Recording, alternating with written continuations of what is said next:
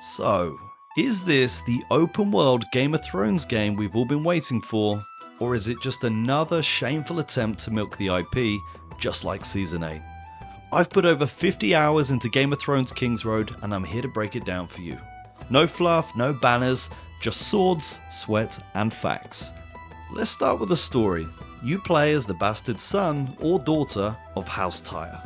Not that Tyrell nonsense, we're talking gritty, bottom-feeding underdogs trying to claw their way to the top of the ladder. The writing, it's solid enough, with political scheming and double-crossing, and that lore to remind you why Westeros was once the most savage soap opera ever aired. But what about the exploration? In my personal opinion, this is where Kingsroad actually shines. Of course you've got your classic map markers, but it's the bits in between. It's the hidden altars, it's the dungeons, it's the ferocious beasts and the bandit camps you'll be taking down. It actually feels like Westeros. The game does reward curiosity as you search the map and you find loot and you find these secret areas. It's like an old school RPG. Of course, you can just fast travel around or you can speed around on your mount, but in my mind, if you're doing that, you're playing this game wrong. How about combat and systems? Combat feels weighty and it's satisfying. Your class choice actually matters, and whether you're a sellsword, a knight, or an assassin, you really feel the difference. I went with melee, of course, because I'm not just some robe-wearing mana sponge. You'll dodge, you'll parry, and you'll crush skulls in real time. Progression actually feels earned. Skill trees are solid, loot is decent, and the builds are flexible. Now, let's jump into the graphics and audio. So the game looks good, and it plays smooth.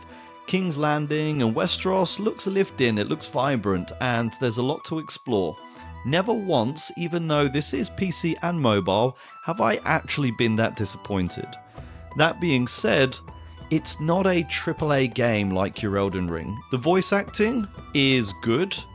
You will actually be able to recognize some of your favorite characters. Jaime sounds kind of like Jaime. Jon sounds kind of like Jon. Littlefinger sounds kind of like Littlefinger. So don't expect it to be the real actors, but they have done a very good job here.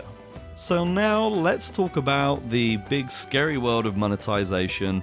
Is it pay to win? I have seen no end of reviews and Steam crybabies talking about pay to win. You can spend money, but progression, that comes from grinding, exploring, completing quests, smashing bandit skulls and looting every dusty cabin on the map.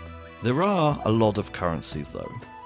But a lot of these can actually only be earned by playing the game. Repeatable content like raids and dungeons and altars, it's not just a filler. I have dropped some coin myself, so I did buy the battle pass. But that's because I believe the developers deserve it. They've built a fantastic game. I've spent circa 50 hours playing, and I'm in the top 9% of players in the game.